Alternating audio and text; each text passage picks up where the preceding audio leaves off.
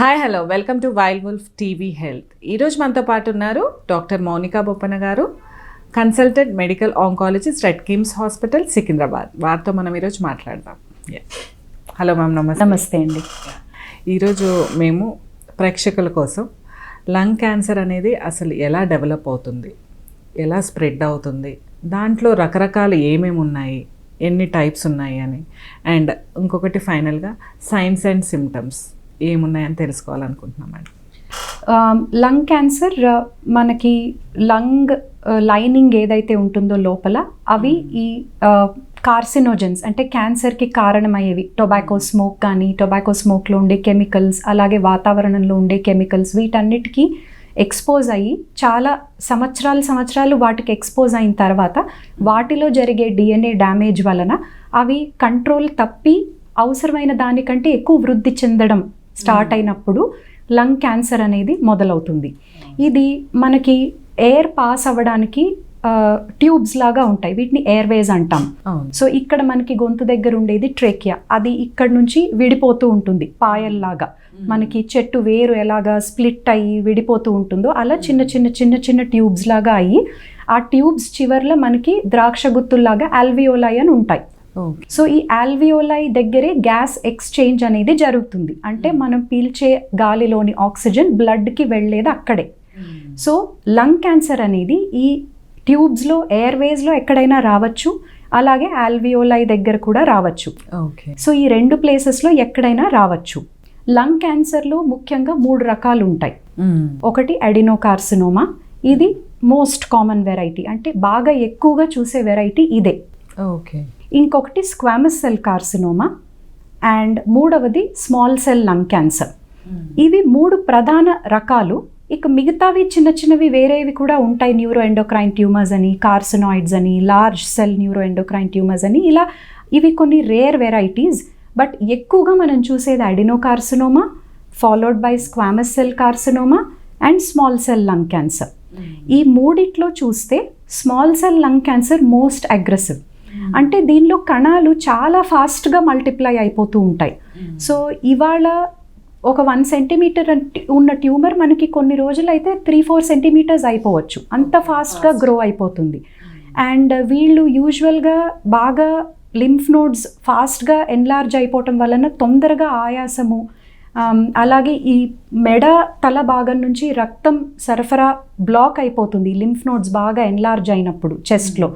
So వాళ్ళు ఈ neck head ఉబ్బిపోవడం, కళ్ళు వాపు వచ్చేయటం, ఇక్కడంతా మనకి చూస్తే వెయిన్స్ బాగా డైలేటెడ్గా బ్లూ ట్యూబ్స్ లాగా ప్రామినెంట్గా కనపడటం, ఊపిరి తీసుకోవడానికి కష్టం అవ్వటం, వాపు వచ్చేయటం వలన గాలి తీసుకోలేకపోవడం, వాయిస్లో మార్పు రావటం, అంటే హోర్స్నెస్ అంటారు, అంటే బొంగురుగా అయిపోవటం గొంతు, ఇలాంటి లక్షణాలతో వస్తూ ఉంటారు.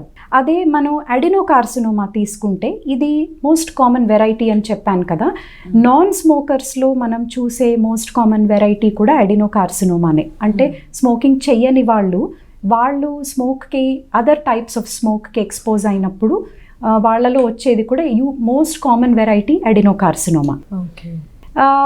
ఇది కొంచెం ప్రోగ్నోసిస్ వైజ్, అంటే వీళ్ళకి నయమయ్యే అవకాశం ఆర్ ఈవెన్ ఎక్కువ స్టేజ్లో డయాగ్నోసిస్ జరిగినా కూడా వీళ్ళు ఎన్ని రోజులు బ్రతుకుతారు అని చూసుకుంటే adenocarcinoma, squamous cell carcinoma, small cell lung cancer, ఈ మూడిట్లో చూసుకుంటే మనకి అడినోకార్సినోమా పేషెంట్స్ కొంచెం దే లివ్ లాంగర్, ఎక్కువ రోజులు ఉంటారు. వాళ్ళకి ట్రీట్మెంట్ ఆప్షన్స్ కూడా ఎక్కువ ఉంటాయి. మనకి టార్గెటెడ్ థెరపీ ఇట్లాంటివి ఎక్కువ మనం వాడగలిగే అవకాశం అడినోకార్సినోమాలోనే ఉంటుంది. సో ఓవరాల్గా మనం చూసుకుంటే అవుట్కమ్స్ అనేవి they are better with adenocarcinoma, they are worse with squamous cell as well as small cell lung cancer. So ఇవి 3 varieties of lung cancer. And smokers, almost small cell lung cancer patients అందరూ more than 95% of them are smokers. అలాగే squamous cell carcinoma కూడా చాలా strong association ఉంటుంది. స్మోకింగ్కి, squamous cell కార్సినోమాకి, small cell కార్సినోమాకి there is a very strong association. And ఇవి usually lungs periphery, అంటే outer part of the lungs కాకుండా ఈ 2 క్యాన్సర్స్ కొంచెం centre of the lungs close to the heart, close to the central Airways ఎక్కువ వస్తూ ఉంటాయి. అడినోకార్సినోమా చూసుకుంటే ఇది అవుటర్ పార్ట్ ఆఫ్ ద లంగ్స్లో ఎక్కువ స్టార్ట్ అవుతూ ఉంటుంది. లంగ్ క్యాన్సర్ అనేది మనకి ఎక్కడ స్టార్ట్ అయినా కూడా, అది ఆల్వియోలై, నేను చెప్పాను కదా ద్రాక్ష గుత్తుల్లా ఉంటాయని, ఆ ఆల్వియోలైలో స్టార్ట్ అయినా కూడా, ఈ ఎయిర్వేస్లో స్టార్ట్ అయినా కూడా ఫస్ట్ అది ఉన్న ప్లేస్ నుంచి దగ్గరలో ఉన్న లింఫ్ నోడ్స్కి స్ప్రెడ్ అవుతుంది. ఈ లింఫ్ నోడ్స్ ఏంటంటే 2 ఊపిరితిత్తులకి మధ్యలో గుత్తులుగా చిన్న చిన్న లింఫ్ నోడ్స్ అనమాట. అవి మనకి చిన్న ఆవగింజంత సైజ్ నుంచి ఒక శనగబద్దంత నుంచి ఒక వేరుశనగ గింజంత అంత సైజ్ వరకు కూడా లింఫ్ నోడ్స్, ఇంకా పెద్దవి కూడా ఉండొచ్చు. ఎన్లార్జ్ అవని లింఫ్ నోడ్స్ అంటే మేబీ ఒక ఆవగింజంతో పెసరబద్దంతో ఉంటాయి. సో అవి ఏంటంటే మెల్లిమెల్లిగా క్యాన్సర్ దానిలో పెరిగే కొద్దీ అవి ఎన్లార్జ్ అవుతాయి, పెద్దగా అవుతాయి. అవి ఎయిర్వేస్కి, హార్ట్కి, బ్లడ్ వెజల్స్కి దగ్గరలో ఉంటాయి కాబట్టి అవి ఎన్లార్జ్ అయితే వాటిని ఒత్తేయటం వలన ఊపిరి తీసుకోవడానికి ఇబ్బంది అవ్వడం, హెడ్ అండ్ నెక్ నుంచి బ్లడ్ కిందకి రాలేక బ్లాక్ అయిపోయి ఇదంతా ఉబ్బిపోవడం, వాపు రావడం, ఇవన్నీ జరగచ్చు. సో లింఫ్ నోడ్స్కి వెళ్తుంది నెక్స్ట్. అది ఉన్న ప్లేస్ నుంచి, అది ఎక్కడి నుంచి అయినా ఆరిజినేట్ అవ్వనివ్వండి, ఫస్ట్ దాని స్టార్టింగ్ పాయింట్ ఏదైతే ఉందో అక్కడి నుంచి లింఫ్ నోడ్స్కి వెళ్తుంది. లింఫ్ నోడ్స్ నుంచి అదర్ ఆర్గన్స్కి స్ప్రెడ్ అవ్వచ్చు. ఆపోజిట్ లంగ్కి స్ప్రెడ్ అవ్వచ్చు, అదే లంగ్లో వేరే లోబ్స్కి స్ప్రెడ్ అవ్వచ్చు. మనకి లంగ్ లెఫ్ట్ సైడ్లో 2 లోబ్స్ ఉంటాయి, upper lobe, lower lobe. Right side 3 lobes ఉంటాయి, upper, middle and lower lobe. అంటే అవి సెగ్మెంట్స్ కింద డివైడ్ అయి ఉంటుంది న్యాచురల్గానే లంగ్. సో ఒక లోబ్లోంది ఇంకొక లోబ్లోకి, అదే లంగ్లో అదర్ లోబ్స్కి స్ప్రెడ్ అవ్వటం, కంప్లీట్గా ఆపోజిట్ లంగ్కి స్ప్రెడ్ అవ్వటం, లింఫ్ నోడ్స్కి స్ప్రెడ్ అవ్వటం, అక్కడి నుంచి అదర్ ఆర్గన్స్కి స్ప్రెడ్ అవ్వటం. అదర్ ఆర్గన్స్ అంటే మనం కామన్గా చూసేది బ్రెయిన్, బోన్స్, లివర్. ఈ 3 మనం చాలా కామన్గా చూస్తాం. లివర్కి వస్తే ఈ 3కి ఫస్ట్ ఒకవేళ స్ప్రెడ్ అయితే ఈ 3 ఎక్కడికైనా స్ప్రెడ్ అవ్వచ్చు. ఫస్ట్ లంగ్స్లోను లోకల్గా ఉన్న లింఫ్ నోడ్స్లో స్ప్రెడ్ అయిన తర్వాత అప్పుడు అదర్ ప్లేసెస్లోకి వెళ్తుంది, అదర్ ఆర్గన్స్. వన్స్ అదర్ ఆర్గన్స్కి వెళ్ళింది అంటే ఇంకా అది స్టేజ్ 4 క్యాన్సర్ కింద లెక్కేస్తాం. అలాగే లంగ్స్ కవరింగ్ ఉంటుంది, ప్లూరా అంటారు దాన్ని. అదొక సన్న మన పాలిథీన్, సెలోఫిన్ లేయర్ లాగా ఉంటుంది. సో దానికి స్ప్రెడ్ అయినా అప్పుడు లంగ్స్లో వాటర్ ఫిల్ అవుతుంది. ఆ ప్లూరా మామూలుగా 2 ప్లూరా ఉంటాయి, outer layer, inner layer. Inner layer లంగ్కి బాగా క్లోజ్గా అతుక్కుపోయి ఉంటుంది, అవుటర్ లేయర్ చెస్ట్ వాల్కి లైనింగ్ లాగా ఉంటుంది. ఈ రెండింటి మధ్య ఎక్కువ స్పేస్ ఉండదు. వన్స్ క్యాన్సర్తో ఈ ప్లూరా ఎఫెక్ట్ అయినప్పుడు, అంటే లంగ్ క్యాన్సర్ ఆ కవరింగ్కి స్ప్రెడ్ అయినప్పుడు 2 లేయర్స్కి మధ్యలో ఫ్లూయిడ్ ఫిల్ అయ్యి అది ఇలా సెపరేట్ అయ్యి ఫ్లూయిడ్ రావటం స్టార్ట్ అవుతుంది. ఫ్లూయిడ్ బాగా ఎక్కువ అయిపోతే even up to 1 to 3 litres కూడా ఫ్లూయిడ్ డెవలప్ అవ్వచ్చు లంగ్లో. అప్పుడు ఏమవుతుంది, లంగ్ కంప్లీట్గా కొలాప్స్ అయిపోతుంది. అది ఒక బలూన్ లాగా. Lung is like a balloon, lung is like a sponge. ఆ స్పాంజ్ని మనం బయట నుంచి గట్టిగా ఒత్తేస్తే అది ఎట్లా అపచ్చిలాగా కొలాప్స్ అయిపోతుందో ఆ ప్రెషర్కి, అలా లంగ్ కొలాప్స్ అయిపోతుంది. అప్పుడు పేషెంట్కి బాగా ఆయాసం రావటం, ఆక్సిజనేషన్ సరిపోక ఆల్మోస్ట్ ఆ లంగ్ అంతా కొలాప్స్ అయితే ఒక లంగ్ మీదే డిపెండ్ అయి ఉంటుంది, దాని వలన ఆయాసం రావటం. సో ఇదొక లక్షణం లంగ్ క్యాన్సర్కి.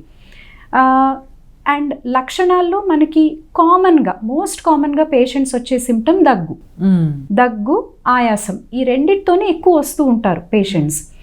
దగ్గు మామూలుగా ఇక ప్రతి దగ్గు లంగ్ క్యాన్సరేనేమో అని అనుకోలేము, బట్ మామూలుగా మనకి ఇన్ఫెక్షన్ వలన కూడా దగ్గు రావచ్చు.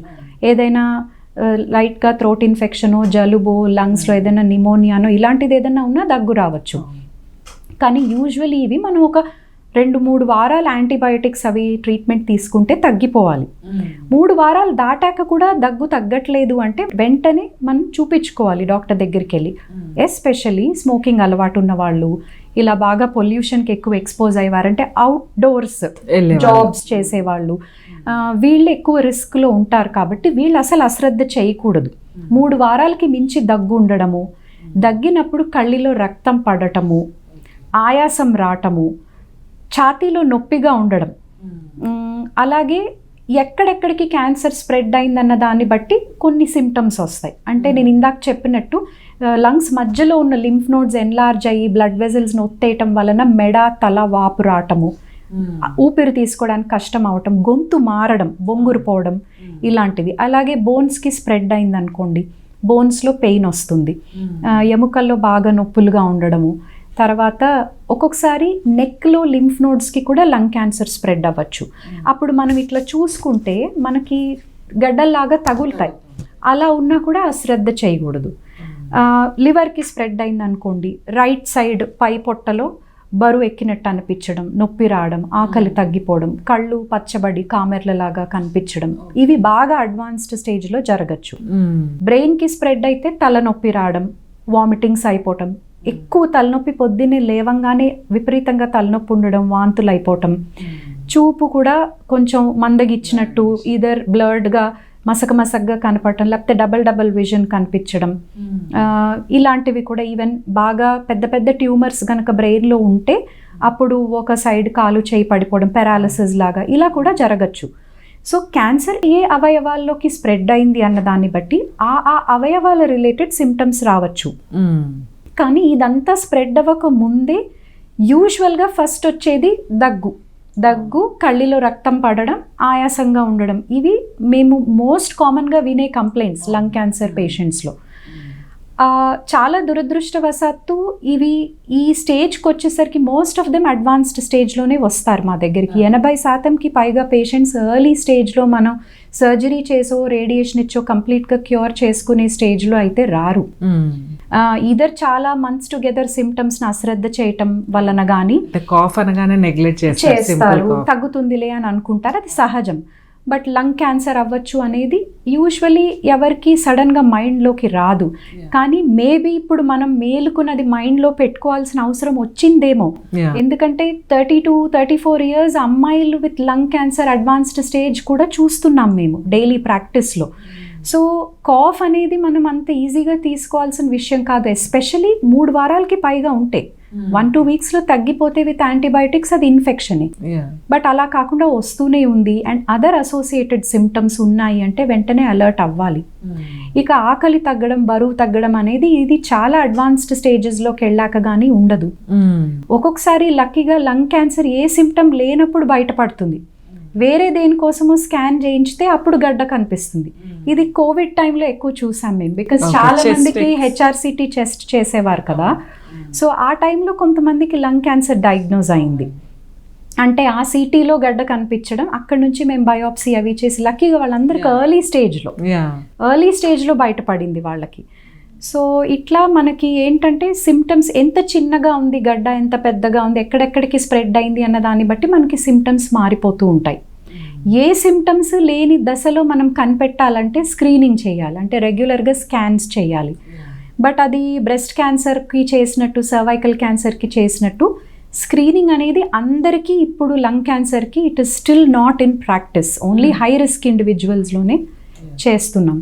సో సిమ్టమ్స్ ఇవి లంగ్ క్యాన్సర్వి లక్షణాలు అంటే ఇవి. కాబట్టి 3 వారాలకి కంటే పైగా దగ్గు ఉంటే మాత్రం అస్సలు అశ్రద్ధ చేయకూడదు. ఆయాసంగా ఉన్నా కూడా ఇది వరకు 2-3 ఫ్లోర్లు ఈజీగా ఎక్కేయగలుగుతున్నాం, కానీ ఇప్పుడు ఒక ఫ్లోర్ ఎక్కడానికి కూడా కష్టపడాల్సి వస్తుంది అంటే చూపించుకోవాలి. అది లంగ్ క్యాన్సర్ అవ్వకపోవచ్చు, బట్ వేరే ఏదైనా అవ్వచ్చు, హార్ట్ ప్రాబ్లం అయినా అలాంటి సిమ్టమే ఉంటుంది. సో ఇవి చాలా సార్లు నాన్ స్పెసిఫిక్ గా ఉంటాయి, స్పెసిఫిక్ గా లంగ్ క్యాన్సర్ కి పాయింట్ చెయ్యవు. కానీ lung cancer maybe one of the causes of those symptoms. మనం ఇవాల్యుయేట్ చేసి టెస్ట్ చెయ్యందే మనకి తెలీదు దేని వలన అవుతుంది అనేది.